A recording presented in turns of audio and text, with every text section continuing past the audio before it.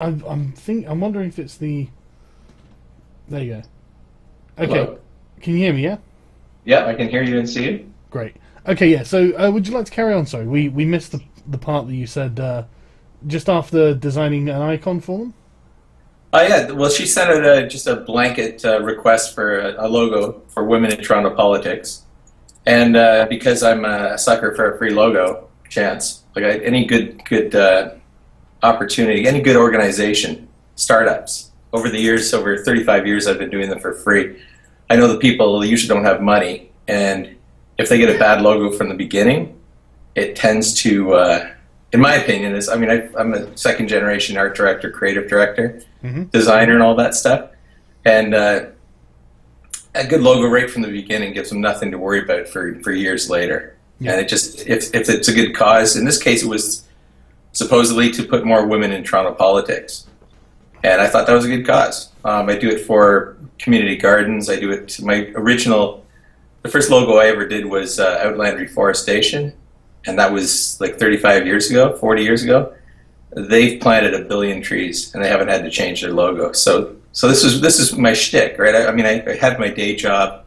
I get paid well, and I help out with my talents at night. You know. Mm-hmm. So I said, yeah, I'll do it, and you can actually see in the evidence that the disclosure that Toronto Police provided, they went back right to April 2012, and you can see me just saying I've done this work for Not Far From the Tree, and there's a link. I've done this work to Guthrie and to one of her partners or two of her partners, and it says I've done this work for this company. Here's a link. I've done work for this company. Here's a link. And so I gave her 4 or 5 companies and organizations in Toronto that I'd done work for. Mm-hmm. And again, this whole concept of me not understanding rape culture at the time, I mean, they were 4 or 5 of them were for women-led organizations in Toronto. Right. So if they wanted to do their homework, I was giving them 5 good references they could easily contact. I mean, there was an internet back in 2012, and everything worked well. Yep, I was there. Don't worry. So yeah, so I gave them quick references, and I was doing it for free. Mm-hmm. And she got back to me a day later. We got back and forth over a week or two, and it got to the point where we said, well, we'll meet up. And again, the stuff that doesn't come out in the media is we met up at a restaurant called This End Up in Toronto that's owned by the people that live across a shared driveway from me in West Toronto. Right. You know? So I even made, and then when she got there and I got there, you know, we said hi and everything, and then I said, oh, and this is the owner of this restaurant, and I introduced the husband and wife team that own the restaurant, and then we proceeded to have dinner. So again, I had nothing but sensitivity to any kind of rape culture problems. Not that I suspected she would have that problem, but the fact that it never ever came out in the court, it never came. I mean, my whole strategy for your court was not to say anything, you know. Okay, fair enough. Yeah, well, try not so to we had incriminate dinner. yourself or whatever.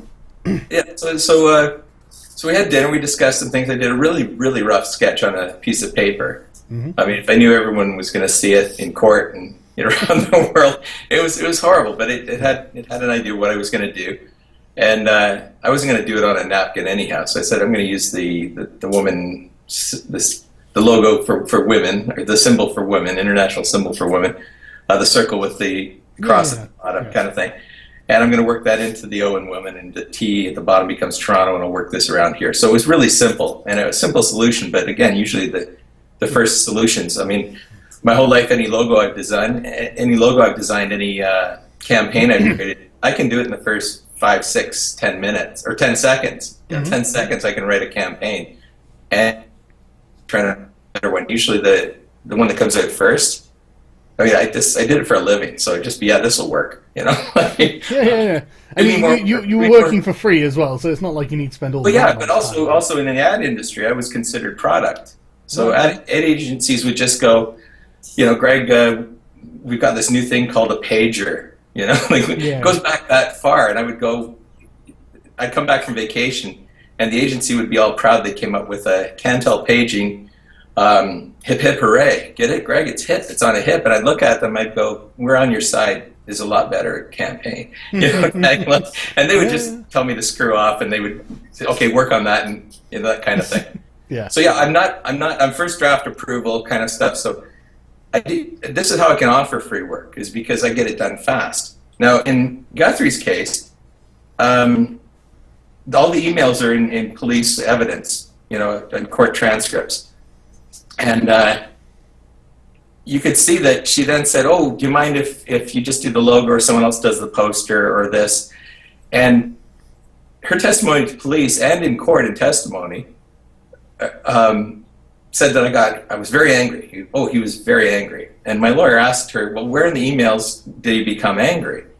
And she spent a few minutes reading through the emails and said, well, right here. And all she could find is that one of my emails started with no and a period, and then I continued my email.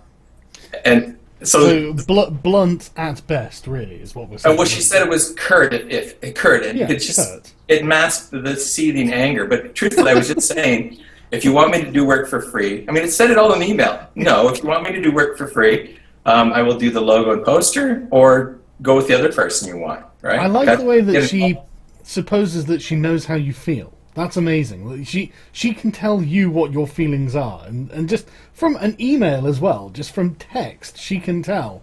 I mean, she made a mistake in court when this question that doesn't seem like it makes a lot of sense. My lawyer she says, well, any social skills or ability cannot. Sorry about this, man. You're breaking up again. Yeah. I don't know why we have to use Skype. I hate Skype. I can talk slower. No? I think we have to just give it a minute, and then it kind of figures itself out. Okay. Yeah, it's better now. Sorry. Yeah, so they were going through the emails. She said that you were rabid. What happened then? She said in court, and anyone with any emotional or social intelligence can see the masked seething anger,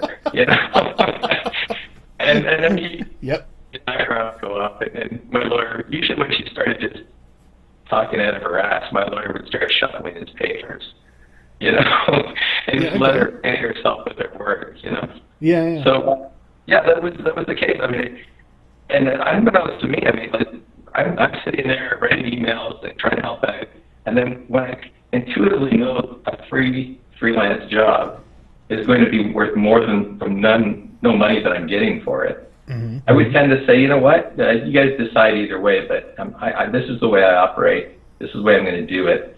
And, I'm one of the best in Canada, so you guys make up your mind, right? Especially if they didn't pick me, that proves that they didn't know what they were doing, right? So, pardon my arrogance, but they're not logo designers by profession. They have no idea.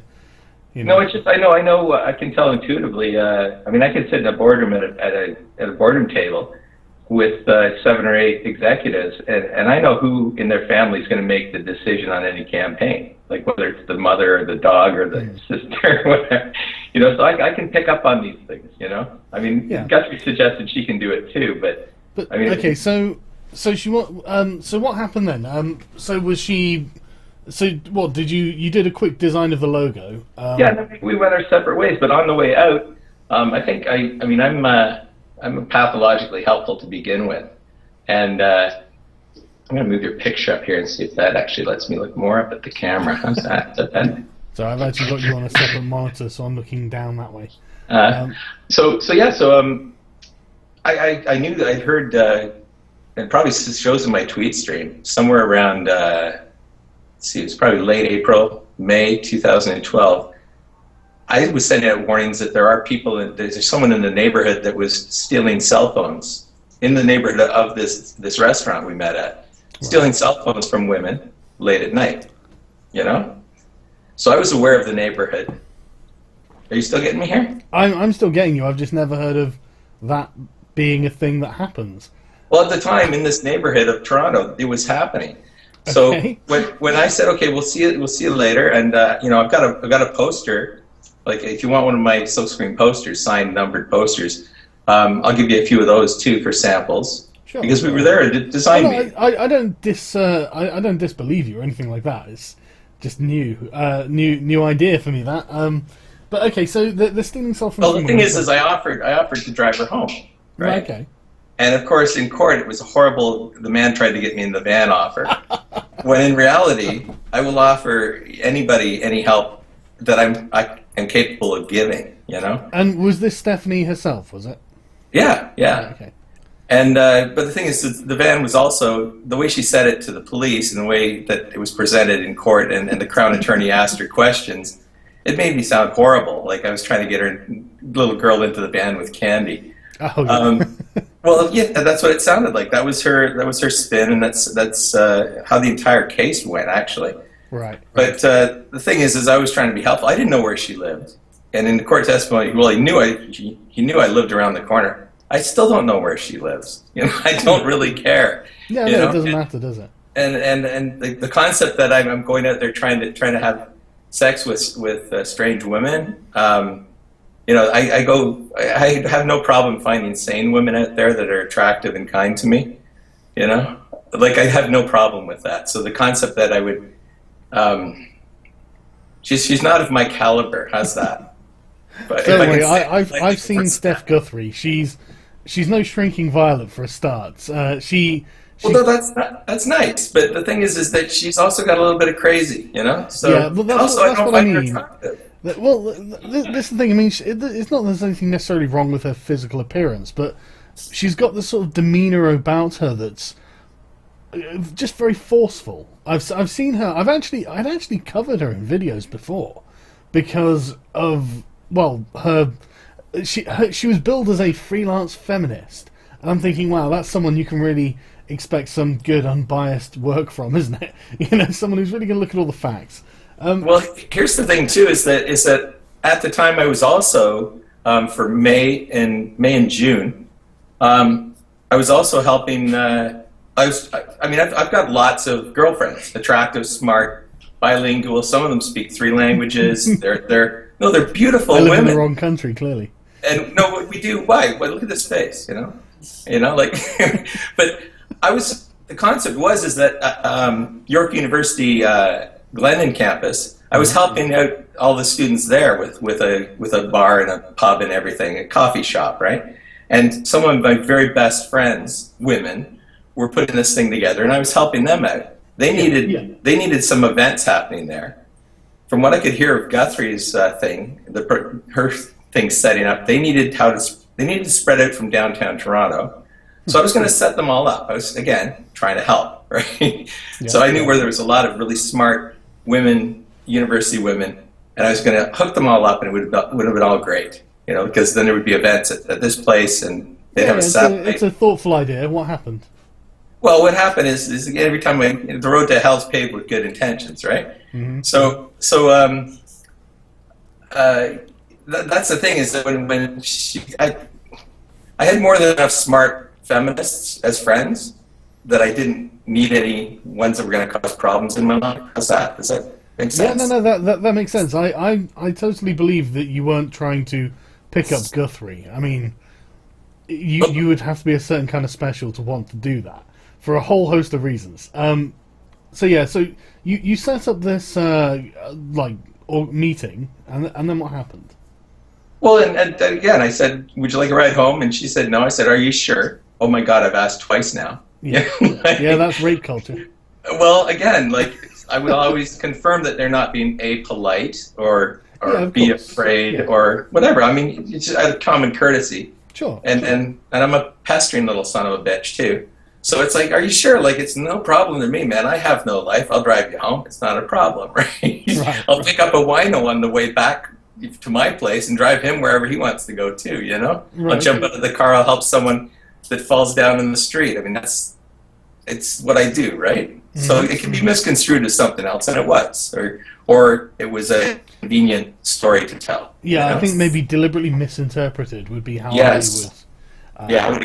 I would frame that. And I think for specific ends as well. So, okay, so she didn't want you to take her home then. The thing is, I get the feeling we're talking about the court case as it happened rather than the events of actually what happened leading up to the court case, which I think is what I think people would benefit from most at the beginning of this conversation. Well, yeah, so we can jump ahead to the attack on Vandalin, because truthfully, after that, there was some back and forth with emails. The request to be unprofessional.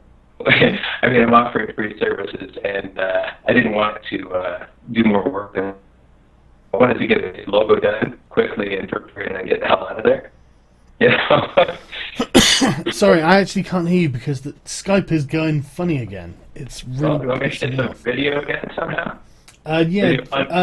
I'll call you back again, but we'll try without the videos, okay? Without video? Yeah, without the video. I'll call you back in a second.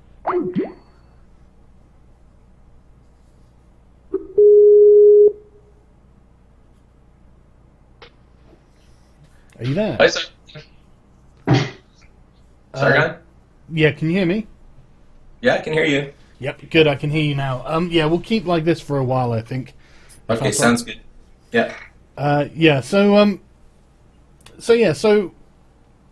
what was the sorts of continuation of the interaction leading up to this sort of catastrophic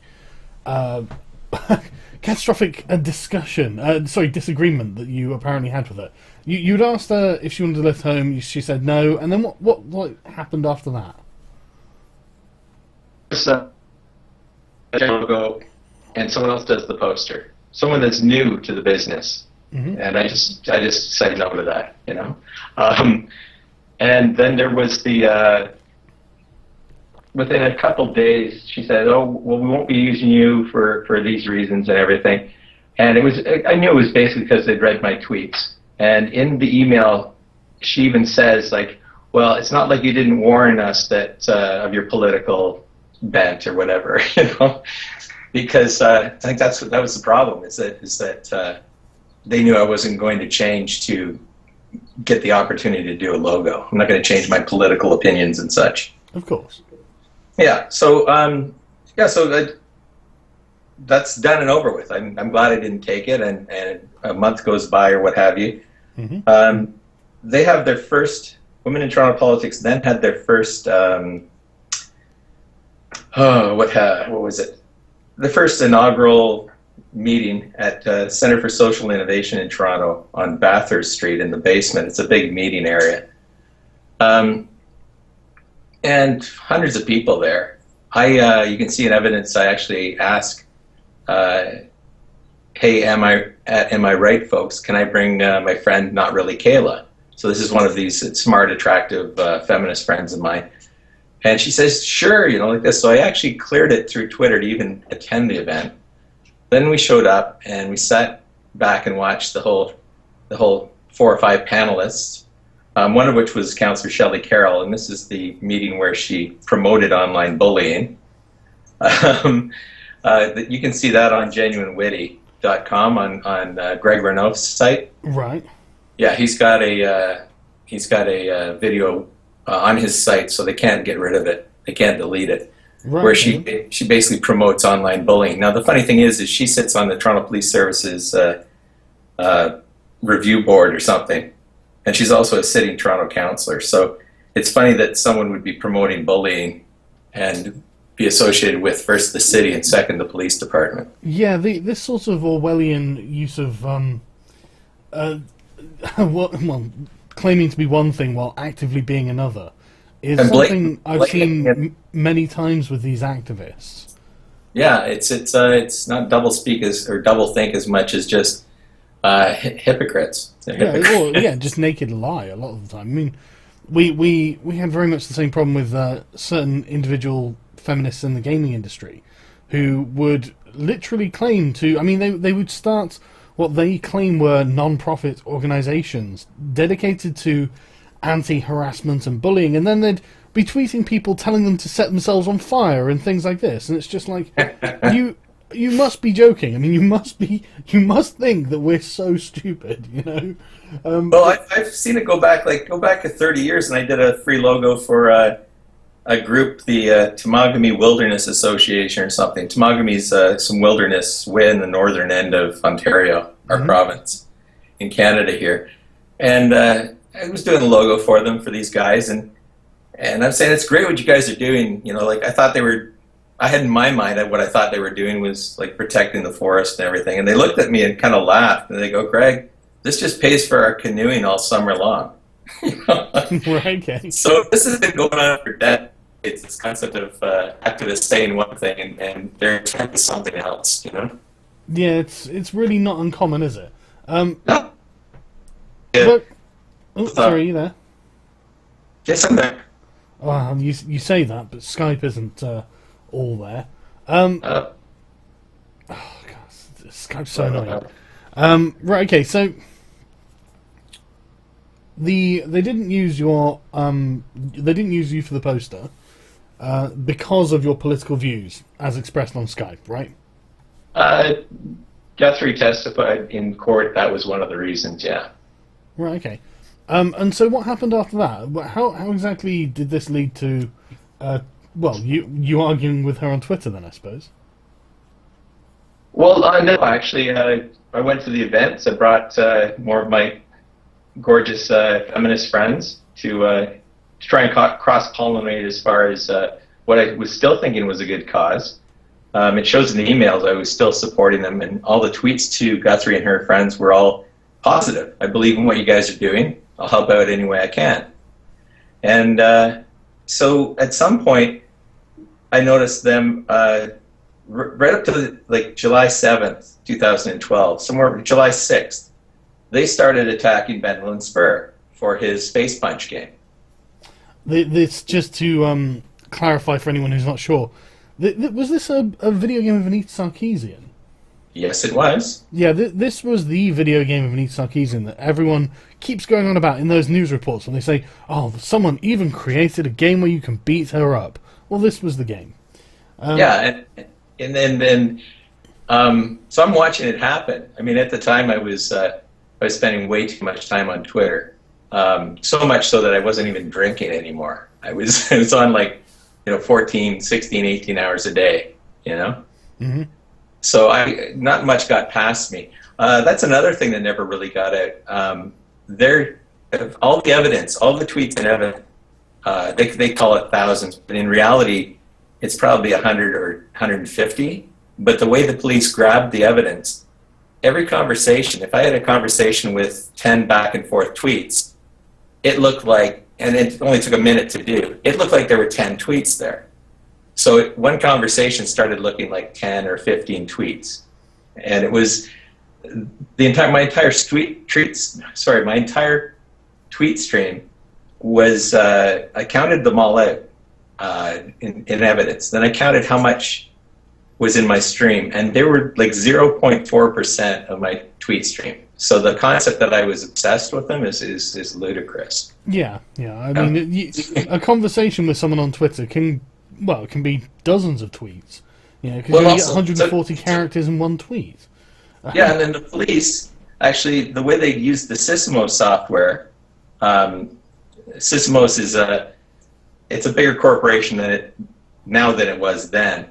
But the police were, in my opinion, they were abusing the software because they just searched two @names, let's say, Am I Right Folks and Greg_A_Elliott, mm-hmm. and then whatever Sysomos gathered, they basically said conversation between as the title for the search. So other people tagging you in those conversations would also have brought up that as a tweet from you to her, right? Yes. Yeah. So this, in its own right, the judge suggested that was a little bit non-professional or unprofessional and almost thin in its own right, because it just looked worse than it was,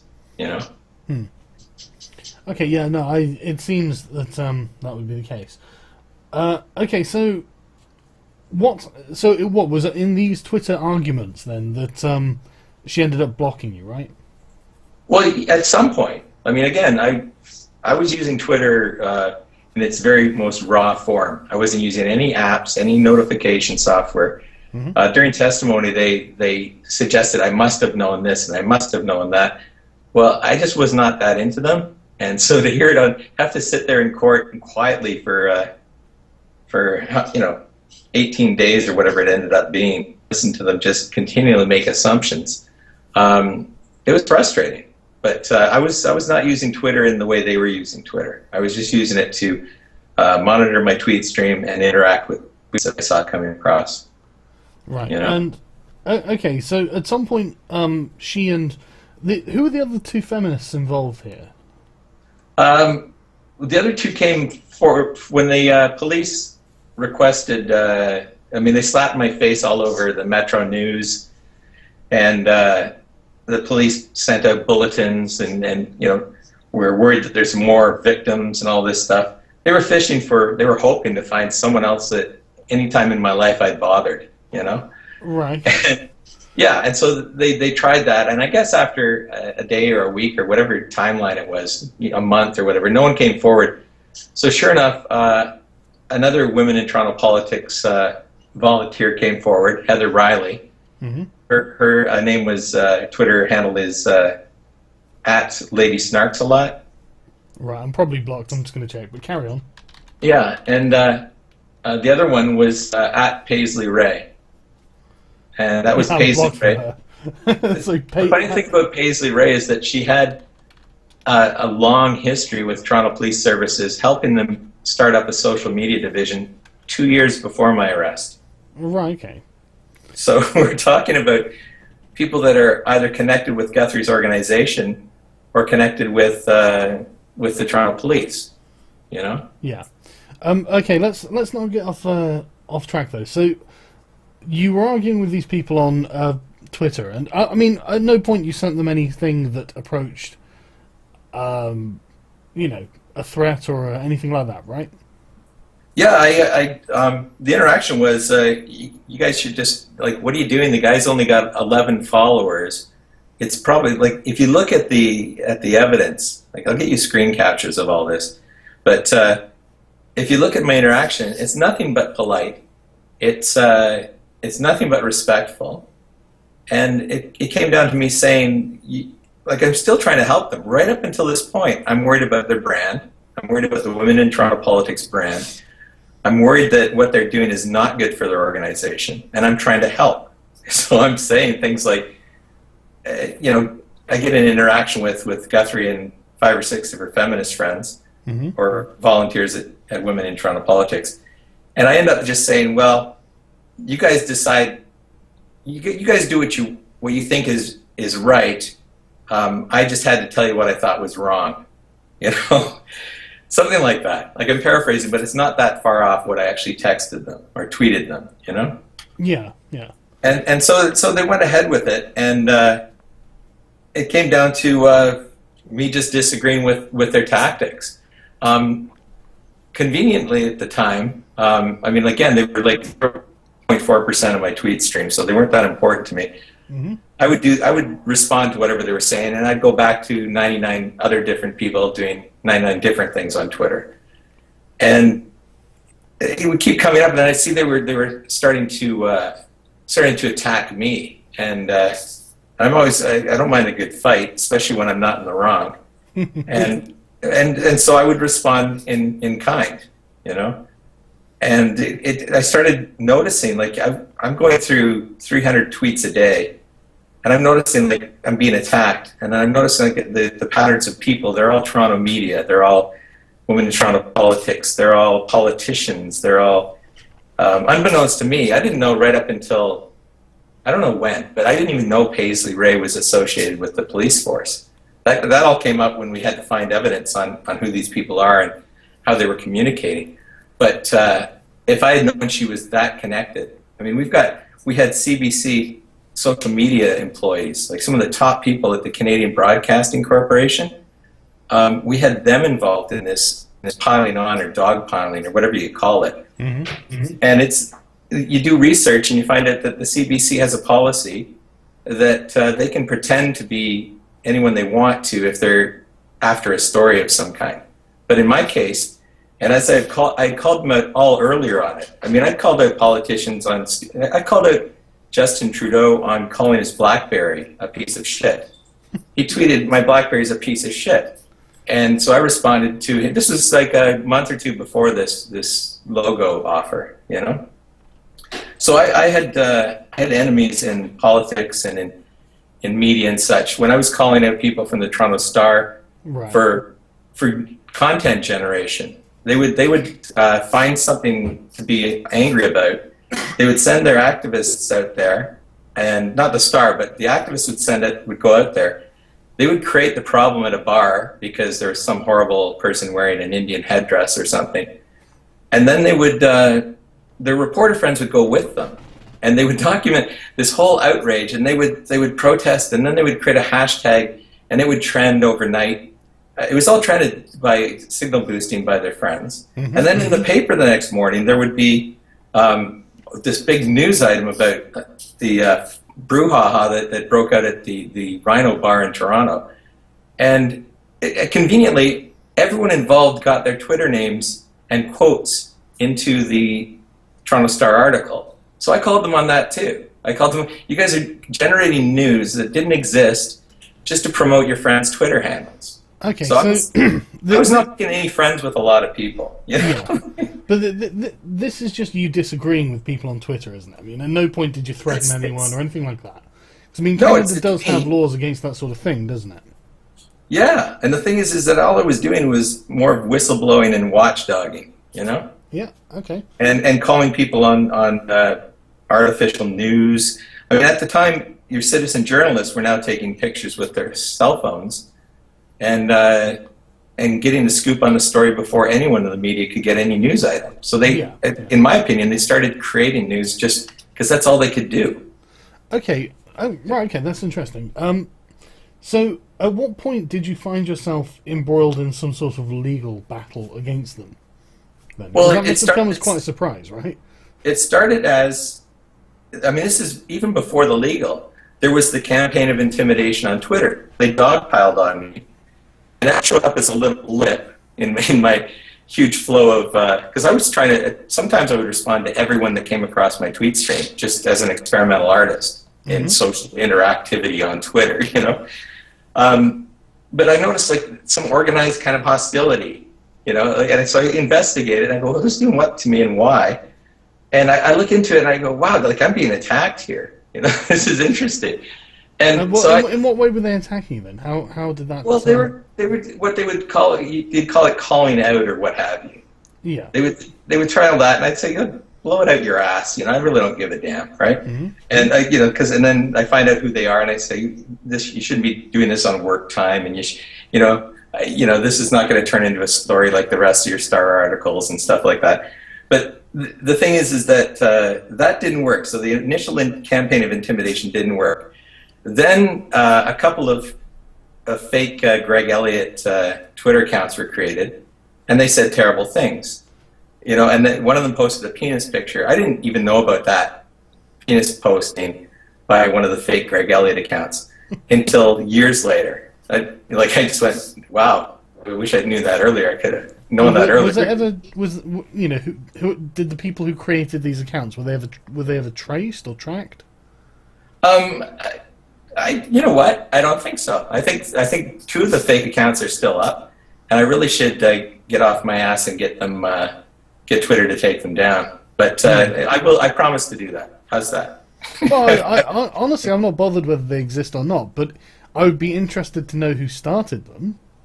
Oh, well, you can only suspect, because don't forget, what I failed to mention is that 2 years earlier, I suspect some of the Liberal Party of Canada doctors. So sorry, you're breaking up again. Sorry. Test. No, it's still doing it. Hang on. So unfortunately, just waiting seems to be the solution when it goes like that. Okay, do you want to try and start again there, please? Yeah. Okay. Yeah. So yeah, I was doing a lot of political tweeting too, and I was thrown in the side for most political organizations that were outright lying or spinning or what have you. And I would make links to prove them wrong. If they showed a photo of a protest with hundreds of people, I would dig and find a photo showing there was only 17 people there, and then I would also identify 3 or 4 of the people as top aides to top politicians. You know, like, so a lot of this stuff was me. They would claim, look at this grassroots protest, and I would say it's astroturfing, and here's proof. So they really couldn't. It was a hobby for me. I wasn't getting paid by anybody, but it was watchdogging, political watchdogging, and whistleblowing, I guess. And 2 years prior to my arrest, the Liberal Party of Canada's spin doctors, I can only assume that they're Liberal Party because that's the people they were forever promoting. They created 2 fake Greg Elliott accounts that went nowhere. So when I saw them do it again, I could only expect that it was either done by them or friends of theirs, perhaps. You know, like I really didn't care. This didn't work 2 years ago. It's not going to work now. Yeah. So I ignored them. You know, I ignored them and just went, that's fun. That's not working. And so then, a day later, a week later, or 2 weeks later, because really the time frame was expansive over months. Yeah. They tried to. They all started talking amongst themselves and referring to me and such. And the things they were accusing me of always seems to be getting more angry, and this seems to be escalating.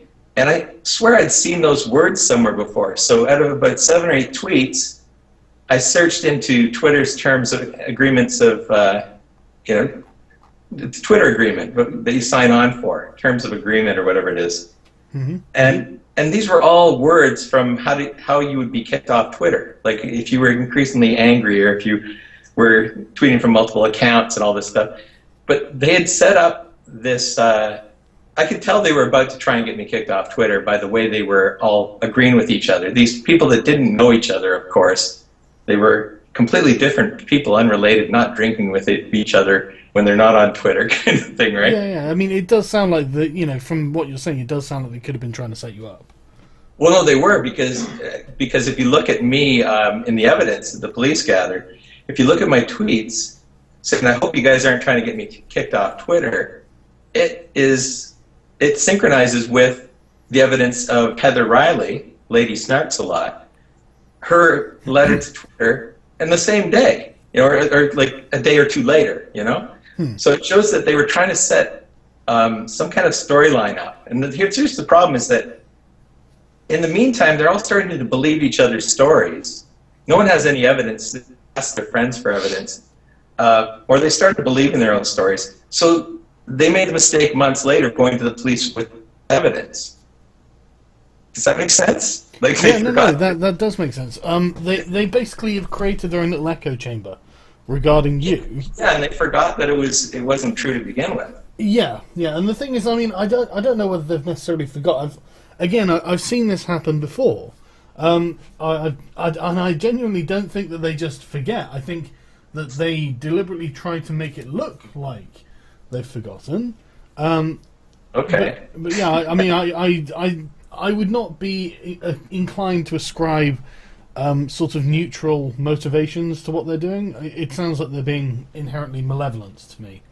But then I'm a bit of a cynic, so I imagine a few of their supporters were bamboozled by them too, taking it for face value, and some of these people are shut-ins, and some of these people are obsessed with being online and not actually getting out to any events they would have, kind of thing, I would imagine. So yeah, there were probably people within their circle who took it seriously, but and knew what they were doing. Yeah, I think they knew what they were doing. Okay, and so at what point did that sort of cross over into a legal case? Because again, for me, this is just Twitter bullshit, or it sounds like it should just be Twitter bullshit. Like how did any of this get into the real world?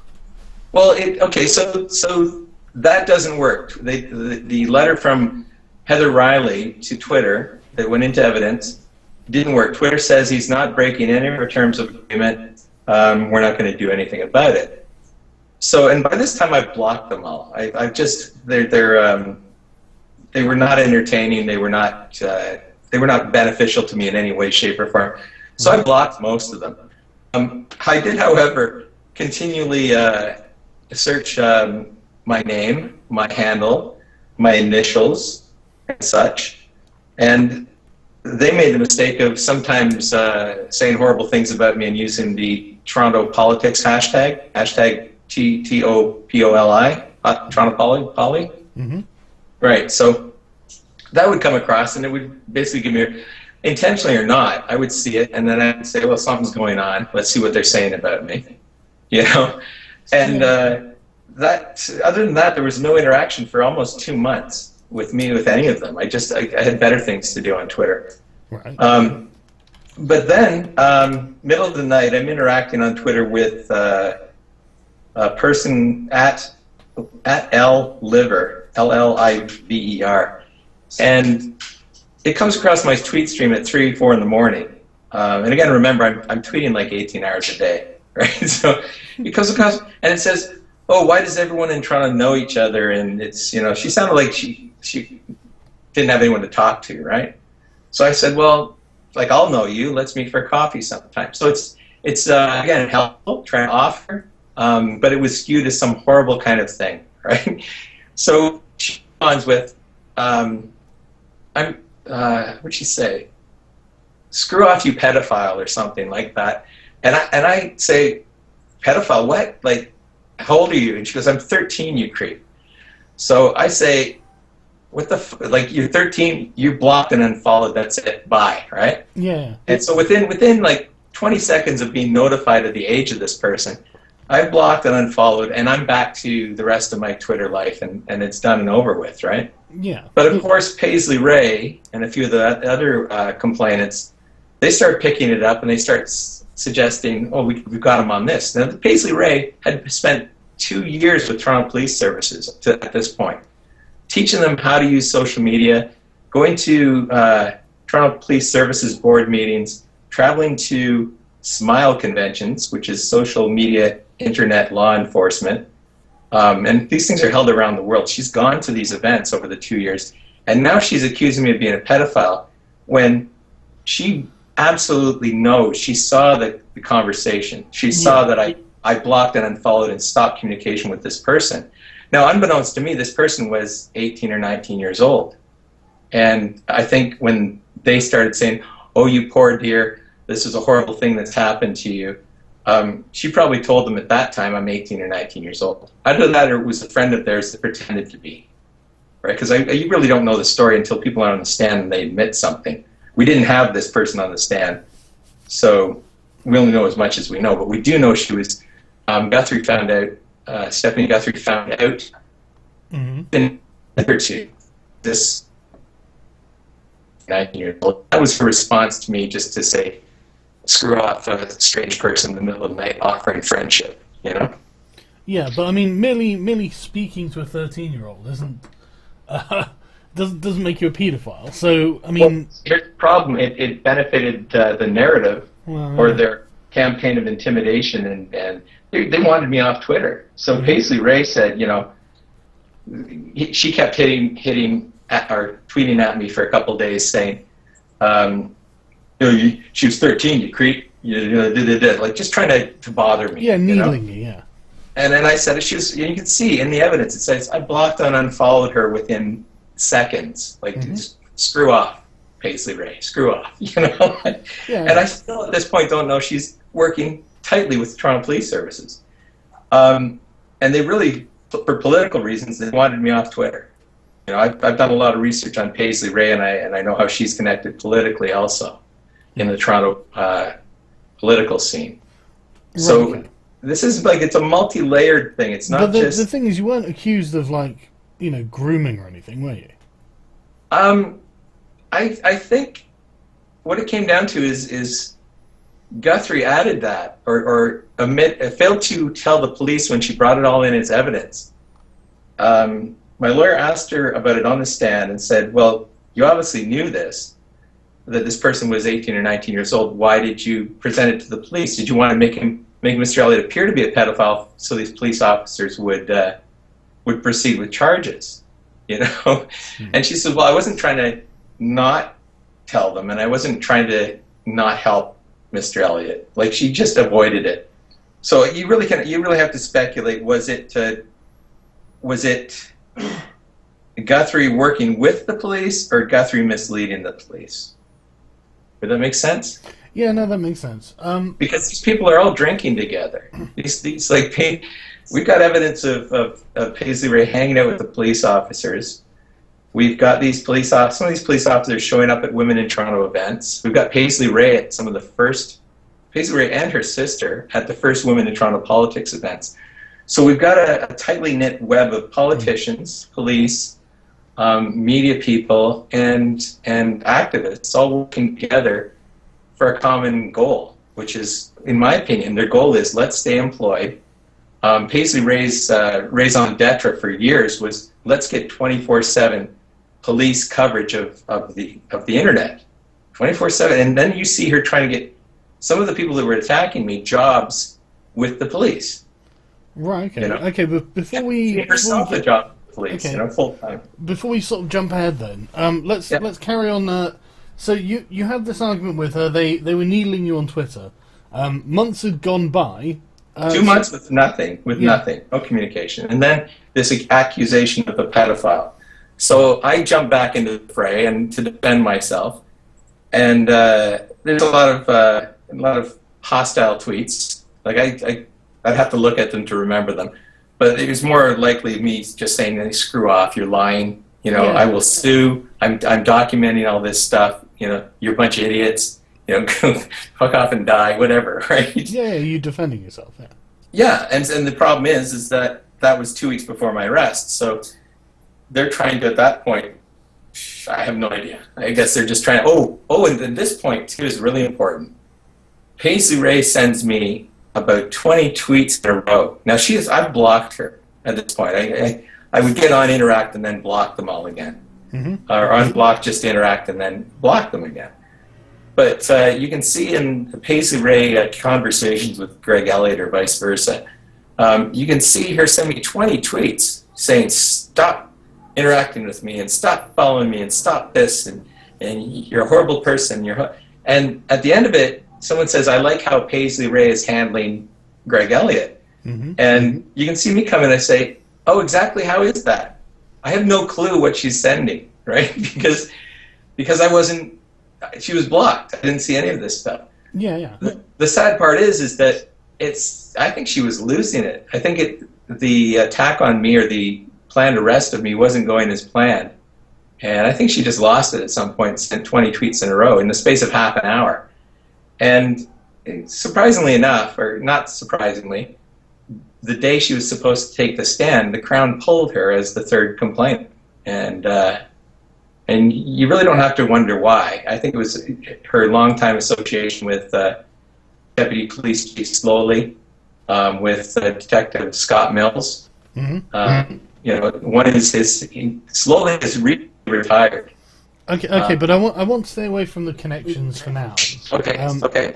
Because it's complicated and will become labyrinthine. Okay, so, I mean, did you receive like a court summons through the mail then, or what? I mean, well, okay. First of all, I have no idea what the backstory is. What's going on in all the back channels against me. Mm-hmm. And again, I'm tweeting 300 tweets a day to 100 other people that have nothing to do with these people, right? Yeah. And so one morning, it's 7 o'clock. My side door, there's a knock at my side door, and I glance out through the curtains and I see there's police officers there. And so I'm going like, I'm not answering that door. I don't know. First of all, I don't know why they're there. And at 7 a.m., I'm not going to answer. There's just no way. And then I start worrying. I said, well, first of all, I don't know what I've done. So my initial response is, something's happened to one of my sons. So I called my eldest son, and which I would normally not do at 7 a.m. And I said, "Can you give me a head count? Are you guys all okay?" And he says, "Yeah, we're all here. Everyone's great." And I said, "Okay." So I said, "I'm calling my lawyer." And he said, "That might be a good idea." By this time, the officers had left, and so I called my lawyer. He calls back and he says, "You're being charged with criminal harassment." And I said, "Against who? Like, exactly who am I criminally harassing?" So I was completely oblivious to anything I'd supposedly done, And So I called, my lawyer said, well, get your eldest son to take you down to 14 Division or whatever it is, and turn yourself in. So I turned myself in, and I ended up going what supposedly was going to be a simple procedure, and I would be let go. I ended up with three or 4 days in jail, 3 nights in jail, and when I finally went for my bail proceedings, the Crown was telling the Justice of the Peace, because Justice of the Peace is in Canada, they're the ones that handle bails. They don't hand that to a judge. Right. So they're not as knowledgeable as judges are. So they wanted to, the Crown was saying, we want to keep him in for 7 or 8 months until his court case comes up. You know, so this was like not just getting me kicked off the internet; they wanted me incarcerated. Yeah, but I mean, what evidence were you being held on for those 3 days? Could you repeat the question? What was the reason that? Sorry, did you say they held you in? They held you for 3 days, yeah? Oh yeah, for 3. I was 3 nights in jail because you get down to the courthouse. You go through the whole procedure of leaving the jail. The Don Jail in Toronto is now closed, but it was an infamous ancient jail. Right. And they would take you. I mean, this is all just a bunch of public servants keeping employed. They would take you from your cells, they would feed you, then they would take you to a room, and you would then be handed over to another guard. Then they'd put shackles on you, and they'd put you in a van, and those guards would then drive you to the courthouse, and then someone there would take you out of the van and put you in a room, and then that person would hand you off. And just to get into court, I mean, there's such things as video court, but they're not using them as much as they should be, because there's a lot of people's jobs being busy just shuffling prisoners around. Right, but the thing is, they held you for 3 days on the accusation that you had criminally harassed someone on Twitter. Yes. I just find that baffling. I find that amazing. I mean, the sad part is are they aware that Twitter is a text-based service? Well, don't forget, this was, I sincerely believe that I was, my political opinion on Twitter, I wasn't on any other platform on the internet, so my political opinion and unspinning and humor and ability to create a good hashtag, an ability to see when politicians are really screwing up or being hypocritical. Yeah. I was dangerous. I was dangerous as a political tweeter to a lot of politicians, and that was my true crime. That's why they wanted me away, not just from the internet. They wanted me right away from society. And the thing is that I'm in the prisoner box on the 3rd or 4th day when I finally did get bail, and my lawyer's very smart because he got the Toronto Police Services expert there to admit that he wasn't as much of an expert as he thought he was. My lawyer asked the officer, well, he swore on the Bible, and he was in the little testimony box, whatever it's called, witness box. And he said, well, wait a sec. So when I'm on Twitter, this, my homepage, when I'm on my homepage, what do you call that on Twitter? What do you call the homepage on Twitter, your homepage? And then the officer says, I don't know. And my lawyer picked up a piece of paper. He goes, oh yeah, it's called the homepage. You know, so he got the officer discredited as far as his extensive knowledge. Right. But he admitted to the Justice of the Peace and the Crown that he didn't know a lot about Twitter, and he got all of them to admit they knew nothing about Twitter. So I'm sitting in the prisoner box, realizing that everyone that has anything to do with my freedom knows nothing of the medium that I was interacting on. And then, it doesn't surprise me at all. As evidence, the Crown read out 9 tweets.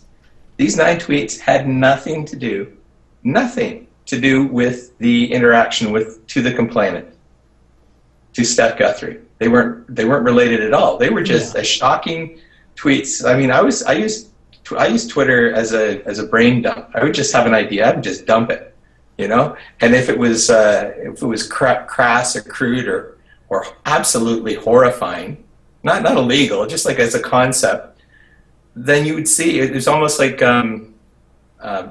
rage baiting or whatever you want to call it, right? Like I would dump stuff on. anyhow, 9 of these tweets had nothing to do with the case, and they were horrific, and they painted me out to be a horrible person. And the justice of the peace was saying, "How can a man with 4 sons, talk like this on the internet?" And everything. So what was contained in these tweets? I mean, it'd be like me referring to the fact that I would be glad to go down on a menstruating woman. Like, oh my God.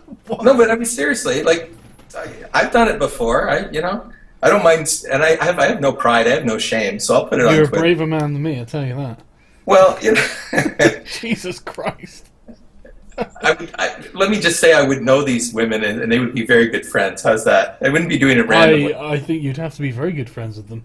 Yes, but the thing is that I'm not. It would take a lot to embarrass me. But the point is, these weren't threats, though, right? No, none of them were threats. None of them were related to Stephanie Guthrie. Right. And they you just weren't threatening You weren't threatening Stephanie Guthrie with oral sex on her period, were you? No, these things were like, they weren't even subtweets. Because frankly, then I think you might deserve to go to jail. Well, yeah, but the thing is that they weren't. I know, I'm just the joking. police, in all their expertise with their Sysmos software, and that's another thing I have to mention about Sysmos really quickly, is that if anyone has deleted a tweet before they activate the software, those tweets don't show up. So if someone is rage baiting someone or what have you, you can eliminate entire sections of conversations on Twitter or discussion threads, and Sysmos will pick up whatever the people that were attacking you wanted Sysmos to pick up. Because don't forget, these would be the people that complained to police, and then they would run the Sysmos software. So anyhow, I'm sitting in a prisoner box and just listening to this stuff. Just I've got a lot of very attractive women friends of mine who saw my picture in the paper, front cover of the newspapers in Toronto, and they've all shown up. They're all attractive and great women, and some of them brought their daughters and sons, and and unbeknownst to me, they're all sitting there going, "Oh, we're so worried about Greg." And I told them, I said, "You realize that the justice of the peace probably thought you were on Guthrie's side." Yeah. Thanks for your support, but Okay, so you go to this trial. They read out these tweets that aren't connected to Guthrie, and what happens after the trial? I mean, what was the conclusion of this little trial? The conclusion was I received bail, and I was allowed to. I had to agree to not. I had to get rid of my iPhone 5 at the time. I had to not use the internet in any way, shape, or form. I could not use email, and I had to agree to that in order to not be kept in jail for 8 months until my court date. Right, 9 okay. months. Okay, so these are particularly punitive measures. So they didn't have any threats from you. They just had sort of lewd tweets, right? They cherry picked the most offensive tweets they could find. Yeah. And presented them to the Crown, and the Crown presented them to the Justice of the Peace, who knew nothing about Twitter, so just thought whatever she thought in her head. Yeah, but these weren't aimed at Guthrie. These weren't threats. And yet, on the back of these, they decided to ban you from the internet for what they thought was going to be, 9 months? Was it? Well, again, sorry, you're breaking up here. Sorry. Yes. Sorry, I was ready to read anything. So. Damn it, Skype. Test. Okay, yeah. Try now. Is that okay? Possibly. Try it, and we'll see. Okay. So I had to agree to give up my phone, not touch the internet, and not use email. And at the time I was figuring that since I was a top employee at my business for the previous 15 or 16 years, that we could work something out. Yeah, so I just agreed to it. I was just glad to get out of the Don jail. It was it's a tough jail. I would go in there and I can flourish wherever I'm throwing, but it wasn't enjoyable, So I wouldn't want to spend more than 3 or 4 days there. But how long were you supposed to be not using the internet for? Until a court decision of guilty or not guilty. And how long was it before you were expecting that? I was they arranged for 5 days in January of 2014. So it was going to take a year just to get into court, and they've signed 5 days, and to me that sounded like a lot of days. But I said, well, we want to make sure the truth is told, so I'm glad.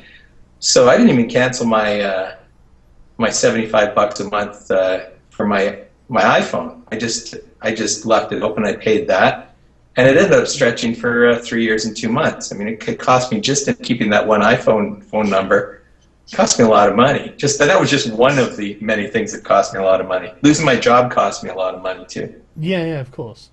Yeah. Okay. Right. Okay. So it was. You knew it was going to be months that you weren't going to be on the internet for. Yes. How the hell did you get by? Well, I returned to work, and within a week I was fired. Oh, what were you fired for? Well, the place I was working was a municipality just to the west of Toronto, and they're a corporation, so they don't have to tell me anything. They just Right. Whatever the terminology in the HR department is. Human resources says, well, you're fired, and that's that. All right. Okay. So I never really got a letter of no reasons. I mean, I'd been a perfect employee for 16 years. So you think it was probably political? It had something to do with it. I mean, even the mayor of this municipality is. I found out a year or two later that she was in tight with the Liberal Party too. So who knows who got to who and who said what to who? It's all an assumption on my part. Yeah. Okay. Yeah. And so you ended up fired. So I imagine. I mean, were you unemployed for the entire time you were banned from the internet, or? Well, yeah, because I'd sat at a desk my entire creative life, and like I said, I was on Macintosh computers since the mid '80s, day and night, and the whole idea of not being able. I mean, everything was online at the time. Everything was. Yeah, of course. So okay, I can work on a computer. What do I do then? Like put it on a disk and jump in my car and drive it to someone? Like you can't operate. As a designer. Yeah, so basically, and also because my face was all over the place, all anyone had to do was Google me, and why would they want to work with a horrible, creepy person, Yeah, well, that's certainly the impression they might get from, well, what's been said about you, as far as I can tell.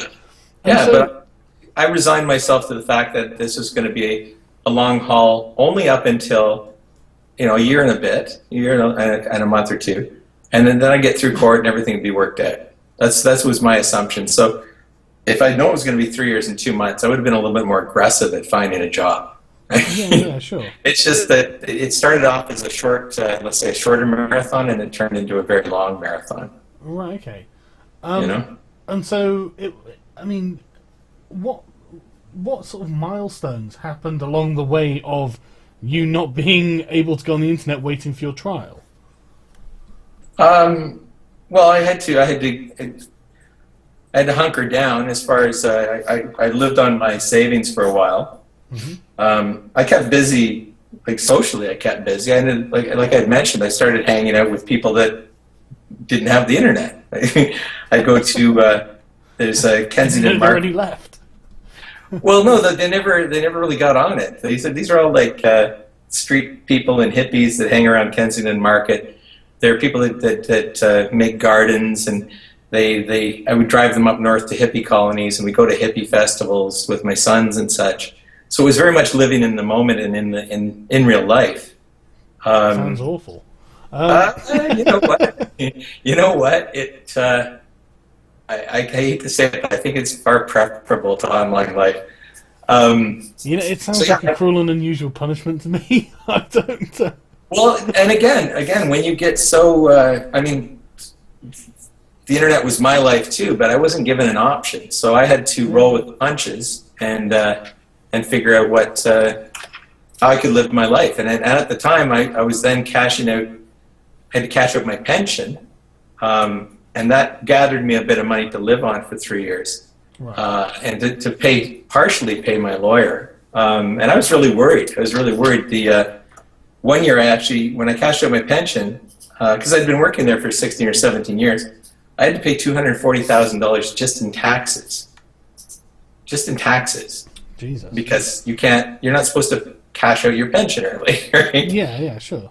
But again, I had to be creative as far as how I was going to make money, and it was just I just took my spending down to nothing, and again, hanging with hippies. Some of these get garbage cans, so I spent a lot of money.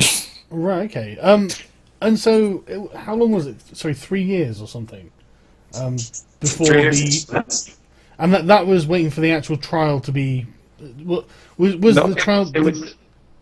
I was arrested on November 21st, 2012, Mm-hmm. and then a year and 2 months later, early January of 2014 was the first day in court.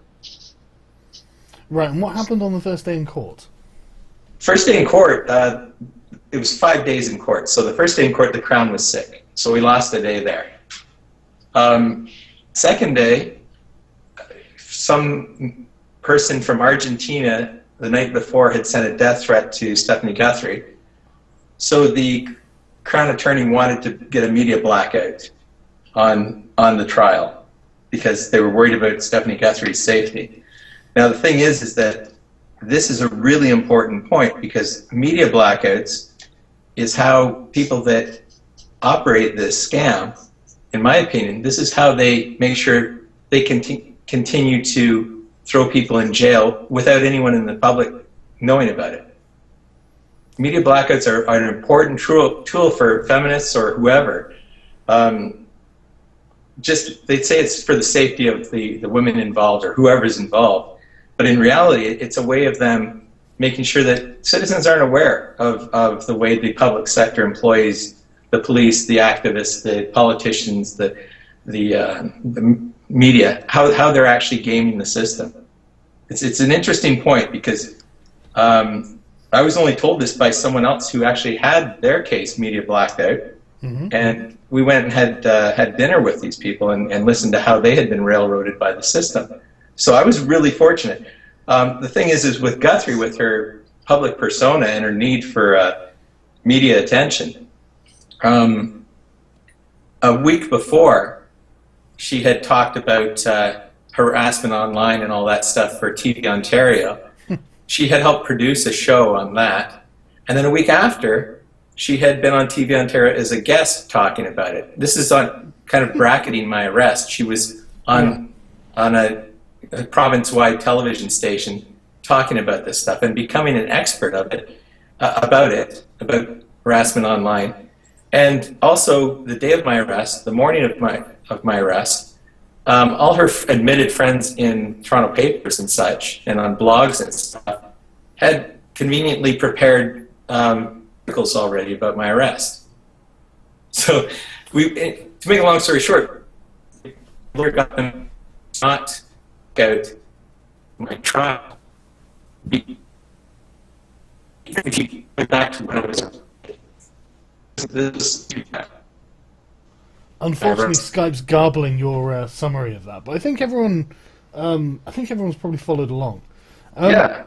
Okay, so the initial trial was in 2014, but it was cancelled or postponed, right? We lost the first day. Second day, half of the second day was an attempt at a media blackout by the Crown. Yeah. And that failed. So we had 3.5 days. And of course, we got through the Toronto Police Service's Twitter expert, who was proven to be less than an expert. Mm-hmm. He had pages of credentials and courses he'd taken, but he just he had to admit that they didn't do their job. And then the officer in charge, Detective Banglet, he got up there and had to admit that I had done nothing wrong. And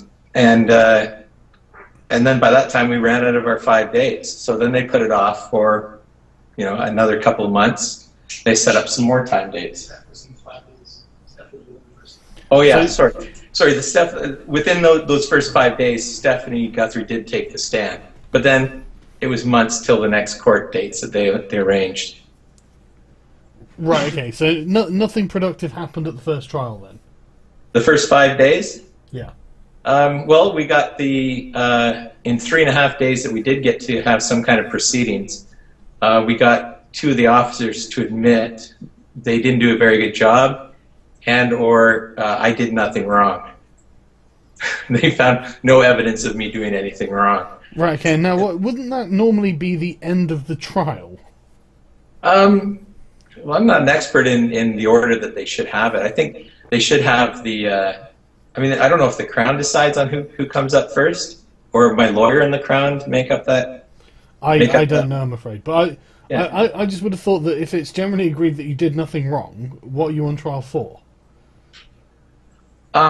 It was for criminal harassment. Again, as a test case, I had already told my lawyer I was gonna duke it out till the end. Yeah, sure. I had done nothing wrong. I wanted to set precedent too. Yeah. And I was prepared to lose everything because it was an injustice. And then I like a good fight, but I really like a good fight when I'm absolutely right. You know. Yeah. No, I totally agree. Okay, so the first 5 days then, what happened? What was the result of this, and why did it carry on after? Well, it carried on because they had only had Guthrie on the stand for 1 day. There were two other complainants, Lady Snarks a Lot, Heather Riley, and Paisley Ray. And they still had to come up and tell their part because these were three complainants saying that I was a criminal harasser, horrible person on Twitter. Mm-hmm. And it's proceedings. You have to have your day in court, and everyone that's complained about you has to take the stand and be they have to testify, and then they have to be cross-examined. Right. Okay. And so after they were all they had all testified, they had all cross-examined. Why was the case suspended for however many months afterwards? Well, that was just it. Guthrie had her 1 day in court. I think she had 3 or 4 more days over many months. Yeah, and they would set up a couple more days, and then those days would be eaten up by testimony or cross-examination. And then they would say, oh, well, we're going to need more time. And they would have a couple days in court, and then they would buffer it with 1 or 2 months, because they would have to fit into all their busy schedules. Because the court systems in Toronto courthouses, it's clogged up. It's clogged up with a lot of silliness. Right, so they just weren't in a hurry, basically. Yeah, well, it keeps people busy. It keeps this is make work for public servants. Right. Okay. Okay. So how long was it until until the next installment of the trial?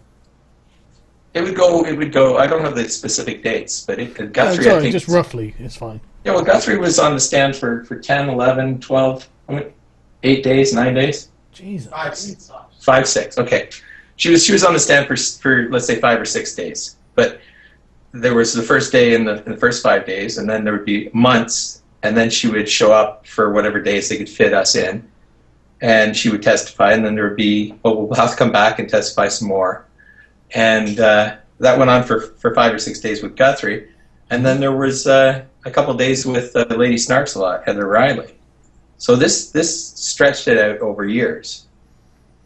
We would present present evidence that we had gathered and question them with that evidence. Yeah. And we had boxes. I mean, I'm pretty sure that when they saw us walk in every day in court, we walked in with boxes of evidence with Twitter streams and conversations and such. These people didn't take any of their stuff down. I mean, they always accuse me of deleting tweets. I think I've only deleted 1 tweet in my life on Twitter. And the thing is that these people and people on Twitter, I found, even myself, the concept of having to go back and read one of your tweets even an hour ago is like ancient history. And the only reason I actually had to go in and dig for all this stuff with my sons, the only reason that I had to do it is I had to do it for my freedom. I had to do it. And it was painful. I did not want it. I did not want to take my sons out of their lives. We spent thousands of hours. And only a few of the smartest police officers and maybe some people in the media in Toronto were smart enough to delete their accounts. Some of them were smart enough to take everything from a month after my arrest, everything prior to, let's say, December 2012, and they deleted all that stuff. But some of these people just left all their tweets up there and all their conversations. So we were able to really gather evidence as to who was saying what to who and why. And we had more evidence than we could possibly present in court. This is why I'm seriously thinking about putting it into a book, because it really shows the collaboration, collusion, and corruption across, the police, the politicians, the media, the activists, and just random people on Twitter. Yeah. Okay. So we obviously don't have time for that now. Okay. So it was about what 3 years and 2 months later that you finally got to what the last sort of trial, or I'm not familiar with the Canadian legal system, so the final ruling by the judge. Yeah, the final ruling by the judge. Sorry. Was supposed to be October 6th, 2015. Final submissions by my lawyer and by the Crown were somewhere midsummer, around early July 2015. Mm-hmm. And he says, okay, well, I'm going to deliberate over all your final testimony and all the evidence, and we'll meet October 6th, and that'll be that, and I'll make, and I said, well, okay, great. So I was ready to wait for that, but we got a notice, we got called back by the judge because he noticed that I had been charged by the police back in 2012, November 21st, 2012. I had been charged with knowingly did harass. At some point in the entire trial, the Crown mentioned knowingly and or recklessly did harass. Mm-hmm. And the judge, because she had said that and presented something, and then forgotten about it, this judge was really, really good at what he does. I mean, he called us all back in August of 2015 and said, I can't make a ruling on something that the person has not been charged with. Yeah. So he wanted my lawyer to just agree to it, and the Crown would have loved that too, because then it's easier to prove that I recklessly harassed. I mean, just going on the internet is an act of recklessness, if you ask me. Yeah. But these are very malleable terms, aren't they? Yes. Yes. So they debated that for a day, just on whether or not my lawyer would agree to it. He says, I'm not going to agree to that. I'm not going to help out the Crown attorney why would do her job poorly.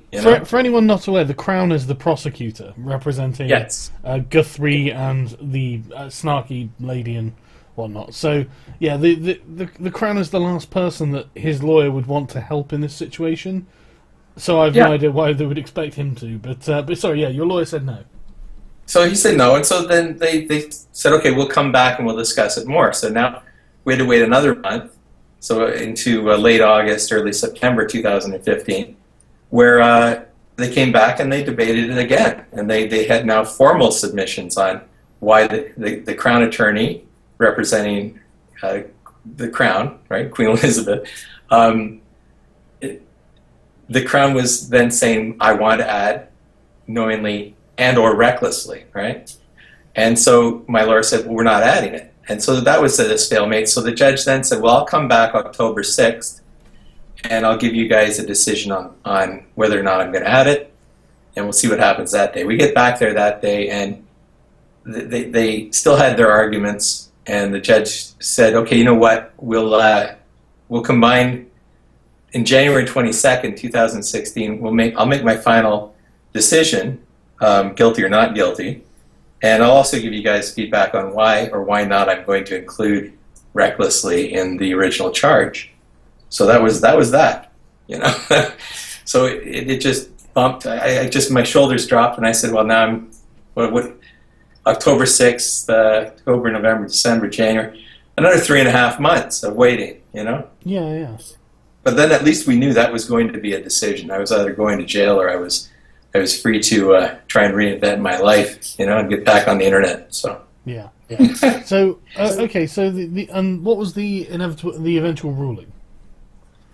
The ruling was he had 82 pages of a ruling, 86 pages of a ruling, and he started off saying, Mr. Elliott, you don't have to stand up.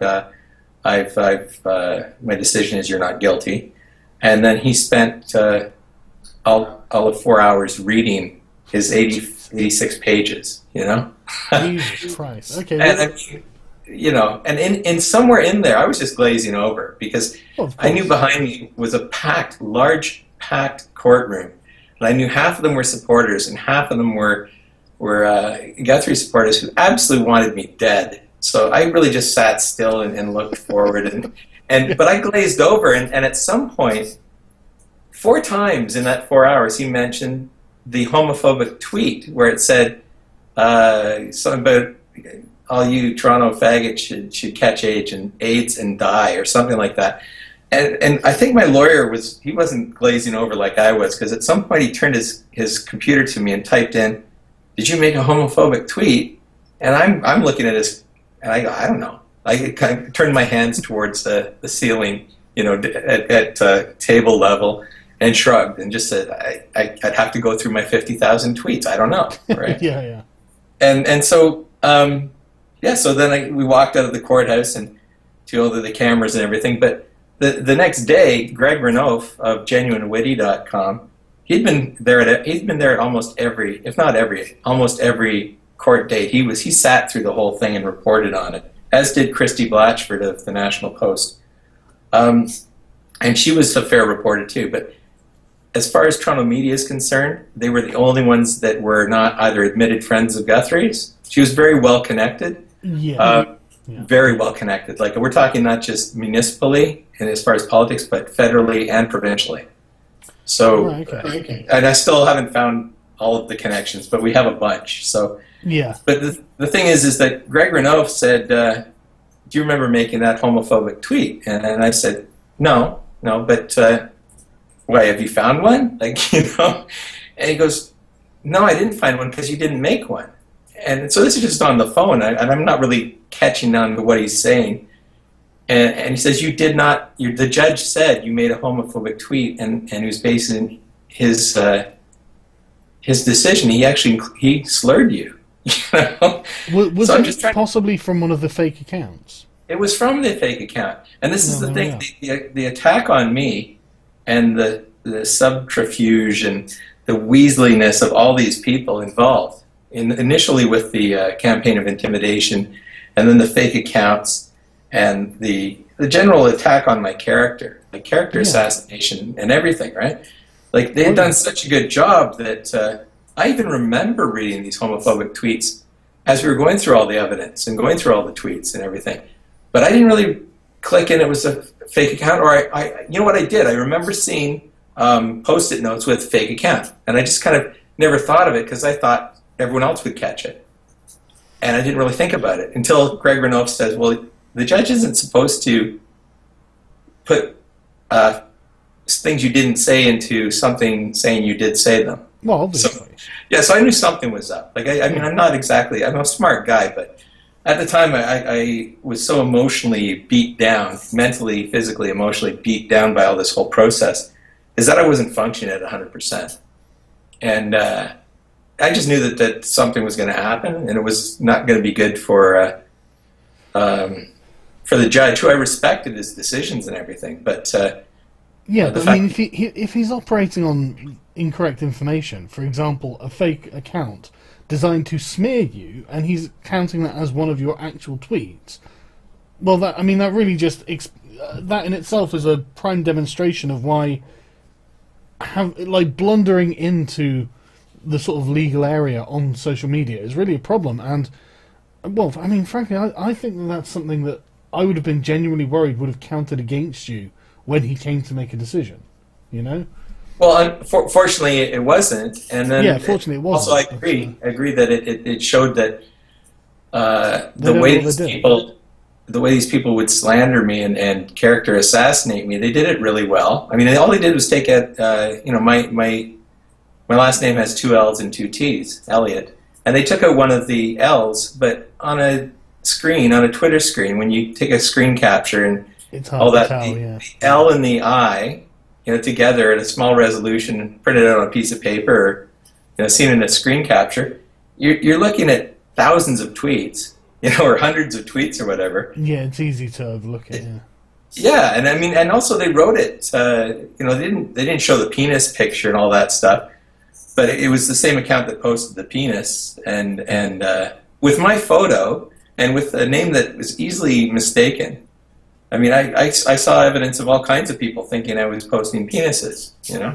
Yeah, and so, okay, but, I mean, thankfully you were declared not guilty, obviously. Yeah, and I mean, that was the good part. The other, unfortunately, there was one mistake made, but it was, in my opinion, an honest mistake. Yeah, and I don't think it really fed into the decision that much anyhow. So, but it could have. That's the scary part. It really could have. That's the thing, isn't it? You know, you speculate. We can speculate, but I mean, it's the sort of thing that I genuinely would have been worried about, because I genuinely would have been worried that the people who just don't know what's going on would have assumed that was part of your character. And like you said, a lot of this is based on character. A lot of this, which is one of the reasons I think why they attack character so vociferously. You know, that they're very eager to prove that you're a terrible, terrible person, and therefore I mean, I don't know whether it does or not, but they think it lends their accusations weight, don't they? Well, it allows them also, all their friends in the media, to say all kinds of things that they wouldn't normally be able to say. Yeah. I mean, we've tried to ask a Toronto activist that has a radio show in Toronto, Desmond Cole.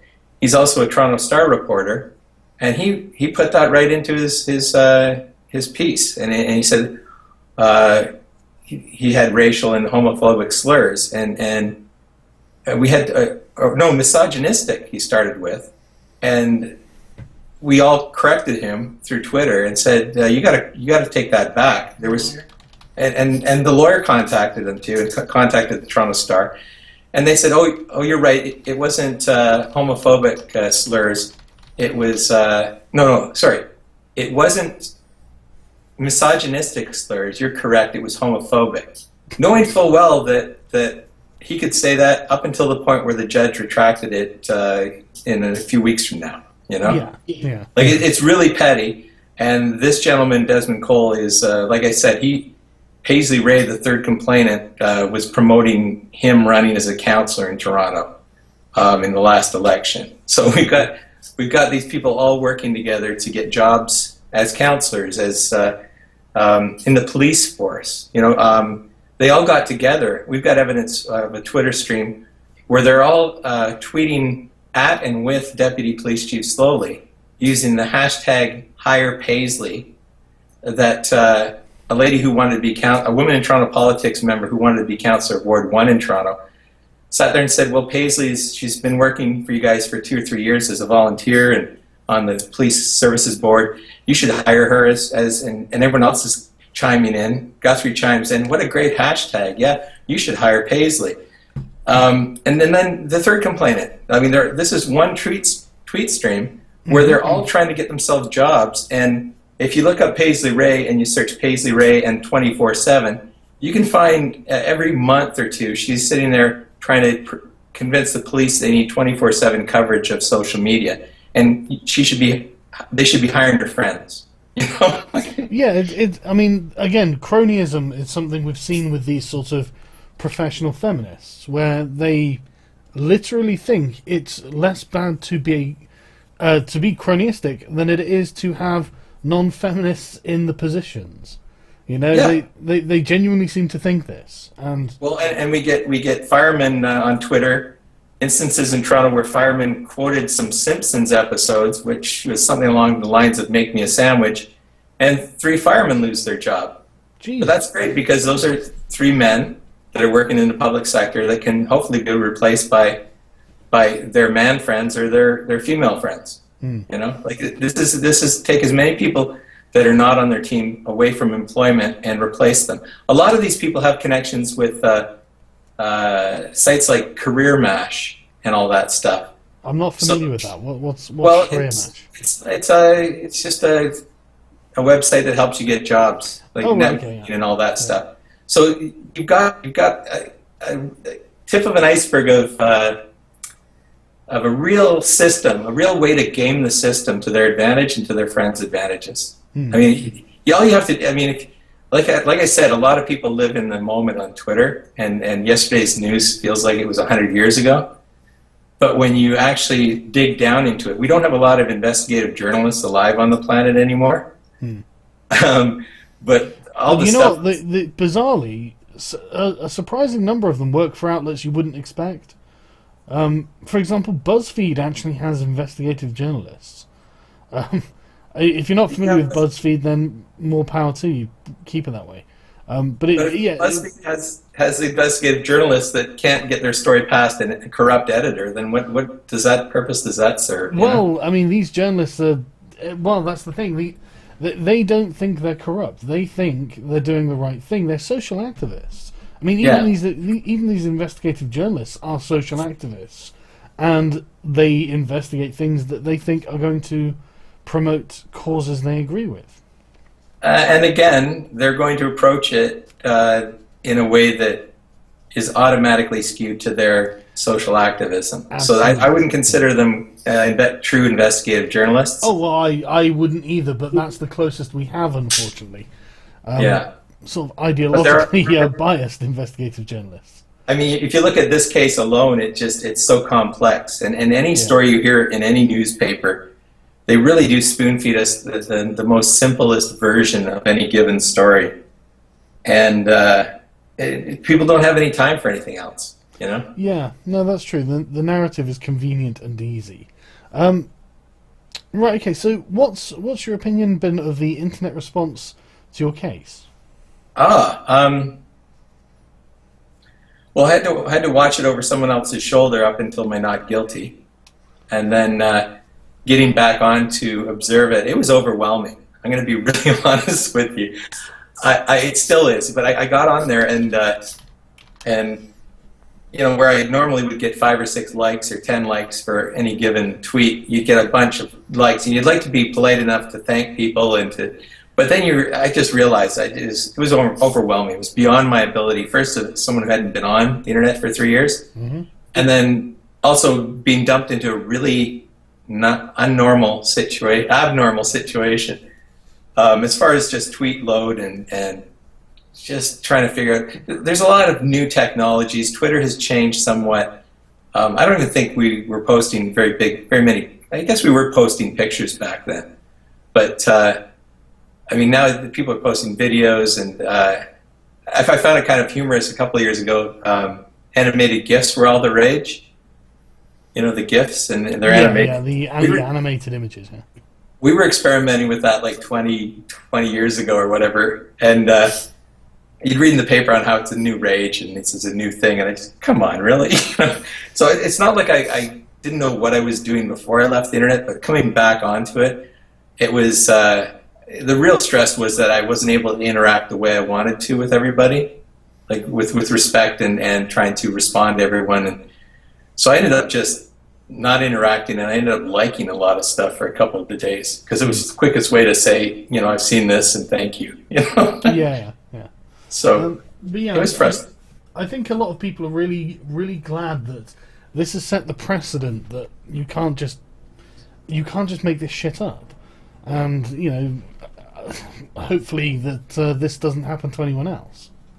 Unfortunately, I think they can continue doing this. I think that the police, you know, how many times have you been pulled over where you say, I wasn't speeding, they say, tell it to the judge.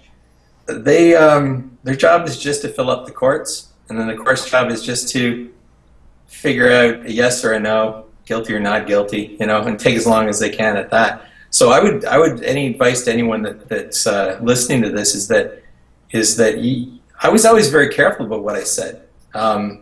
When I was in the holding cells underneath the jail, and my lawyer was talking to me through an inch thick of glass, and he says, "You got 50,000 tweets. Which ones do I have to worry about?" I looked at him seriously and said, "Not one." And he smiled and laughed at me, and kind of slowly realized. I looked at him and I said, "When you are calling out powerful politicians, half of who are lawyers, if not owners of law firms, you watch every syllable, right?" So the reason I wasn't in jail is because every tweet I made was a careful tweet. I was kind of pissed off that some of my subtweets were included. Like the whole concept of a subtweet is this could be to anyone about anything, but they were including it and they're trying to use that against me.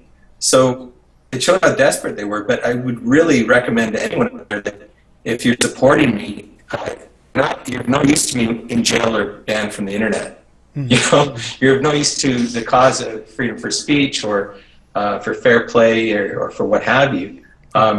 Getting in a fight with Sarkeesian or any of these types, and I mean, poking fun at and all, if it's all kept within reason and it doesn't get you arrested or banned or shadow banned or any of this stuff that's going on, it's getting really difficult to have a sense of humor. It's getting really easy to be misinterpreted. It's a tough time. It's a tough time. Yeah, well, I've had remarkable numbers of SJWs tell me how offensive jokes are, and I've literally, I mean, they've literally been arguing that a joke is dangerously offensive. Yeah, and we've got people like Seinfeld and some of the top comics on the planet saying we're not going to universities anymore. Yeah, no, absolutely, and it's. I mean, I've literally had them tell me that jokes are hate speech, and I'm like, yeah, but you know, jokes aren't serious, don't you? I mean, you must understand the concept of a joke. But I can only assume they're willfully misinterpreting the fact that jokes aren't serious. But yeah, I mean, what do I know? These guys know about these things a lot better than I do. I'm sure they do. Well, humor has got is multi-layered too, and it has different genres and all this stuff. But a lot of even like slapstick. You look at slapstick, and they found that people laugh out of the relief that whatever's happening on the screen or to an actor is not happening to them. So if you're laughing at a politician or someone in power, perhaps it's not about them, and it's more about the fact that if I was president of the United States, I'm glad I didn't trip when getting off the helicopter or something. Yeah. Right. Okay. So you mentioned a lot about the connections. We don't have time to go into it, and you obviously can't present the evidence you've got here. But is this the sort of thing you're going to be chronicling in a book? Is it? Yes. Definitely going to. We've worked so hard, thousands of hours, and we've got so much good evidence that's been subsequently destroyed and hidden. And it's kind of sad to see them try to do it because some of the experts that I do not know who they are. I do know that their accounts were gone before we had a chance to find out what was going on. Because again, I didn't know what was going on, and in my defense, I painfully had to go back in the history of Twitter, including my own 50,000 tweets, So what we have found out, definitely going to set up a book. I've got a Patreon account that I'm going to try and get some kind of funding for the book and buy me a couple of months where I can write a book and get it out. Right, okay. Because this does sound like a much larger problem with corruption in Canadian politics. I would hope it was only Canadian, but I bet you it, like I said, the SMILE, the social media internet law enforcement, these guys are cross-pollinating into the States and to Germany and everywhere. And again, these are public servants that are in control of our ability to not be thrown in jail. Yeah. They want more funding. The crime, in real life, crime is I think around the world, it's declining. It is, which means these guys are they may be unemployed if it keeps going. If everyone's got their face in a cell phone, and they've got all they need out of that cell phone, why would they rob a bank or anything for anything other than their cell phone? So I think they're trying to find new ways to find people doing crimes. Now they're going to find pedophiles and all that kind of stuff, and that's great. But that's not going to keep them all employed if the crime rates are going down. So they might have to find new ways and new crimes too. Like the feminists are trying to do. They're trying to thought crimes and wrongs. Yeah, do you not think that the feminists are trying to gain some sort of ideological control of the system? I think everyone's trying to do that. It's just they've seemed to figure out a way to do it really well. Yeah, well, absolutely. They jumped on early. They jumped on it early. Back in 2009, when I was first on Twitter, 2010, I ended up being I was the top political tweeter in Canada. as far as a website called polytwitter.ca. I was the top political tweeter. The 9 people underneath me in the top 10 of that month, let's say January, February, 9 of them are liberal politicians or liberal spin doctors. So the liberal Party in Canada got onto it really early. And I think a lot of policy, I mean, our Prime Minister, Canadian Prime Minister Justin Trudeau, was over in Europe suggesting that he's a feminist and this kind of stuff. And you just sit there and you go, you know, there's a lot going on, and it's not just in Canada. I would warn everyone that these police forces and these politicians are working together. You know, I don't want to sound too conspiratorial, but I mean, it's obvious to anyone that pays attention. You know. Yeah. No, I do understand what you mean. Okay. Right, okay, well, I think that's pretty much everything I needed to ask. Is there anything else that you think that I'm missing out on knowing? No, I think that we've chronologically gone through it. The attack on me is still going on. We do have a Google Docs page that has my eldest son Clayton went through the entire history of the media, showing anything in red was completely against me and tied in with the complainants in some way, shape, or form. Then there was yellow was for kind of a balanced report, and green was for a more pro Greg and very accurate in reporting. Yeah. And that's on Google Docs. I think we can probably provide you links to that. And we will be setting up a Patreon account today. I think it's live right now, but we'll send you that information too. And again, I mean, I have a history of keeping my day job and doing work for free. Because I don't have my day job, I don't ever ask anything of anyone. But in this case, I'm asking. Well, you know, Patreon it's an excellent service for content creators. It really is. For people who want to see content creators be sustained, it's fantastic. It's also abused by people who run around screaming that they're professional victims. But, you know, that's Patreon's problem. It's not really my problem. Well, that's another reason I don't want to just take money from people. So I'm going to be looking into every avenue of creativity I can to earn a decent living. And I'll be doing T-shirts. I'll be writing this book. I'll be. I mean, I've always been a good artist, and I'm going to be exploring that more. You know, and it used to be a hobby, and now it's going to have to be an occupation. So. Well, I put $50 into your fundraising campaign, so I'll commission something. Thank you very much. If you want to draw me a picture, I definitely I've got some ideas of things that I want. Well, I noticed you have a new intro by one of your viewers. Yeah, I do. By an Egyptian version. There, it was quite impressive. Yeah, it's lovely. It was nothing to do with me either. Like, just with everything that people do for me, I say I'd like something and then they do something amazing. It's by a chap called Undoomed. I literally just said something about, I don't know, something that looked Middle Eastern-y, and he said, right, okay, got it, and he came back with that.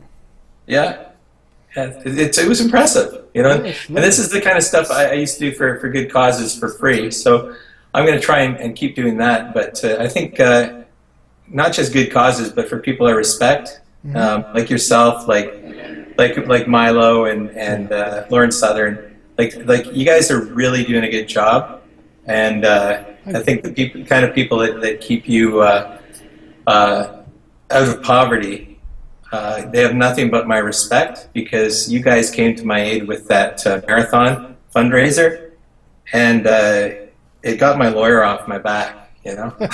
Well, I'm glad to hear it, because to be honest with you, I mean, the thing is that I think the reason that a lot of us care so much about it is because I think most people who are on your side really do care about individual rights. They really do care that, I mean, this could have been anyone, you know. It could have been anyone disagreeing with this feminist cabal on Twitter, finding themselves off the internet for 3 fucking years, you know, unable to earn a wage or, you know, just do anything on the internet.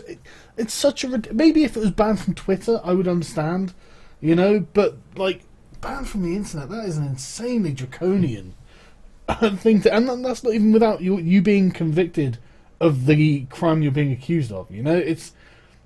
I can't get over it. I just can't get over it. We have the variation happening on Twitter right now. Variation on the theme being thrown off Twitter or shadow banned and all this stuff. I mean, this is not stopping. This is they're finding new and improved ways to limit free speech or limit speech they deem dangerous. Yeah, you know? Political speech, isn't it? I mean, obviously that is free speech, but like or the wrong political speech. Yeah. That's the problem, isn't it? It's it really is about ideological hegemony. I'm finding it very, very disturbing. I think more and more people are as well, especially how well these people are doing. Okay, well, I've left a link to your Twitter account in the description of this video and a link to your Freedom of Tweets website. So anyone who wants to follow you up can contact you there, I presume? Yes, thank you. Excellent. Right, okay, great. Well, thanks for coming on. I appreciate hearing your side of the story. It's been very interesting.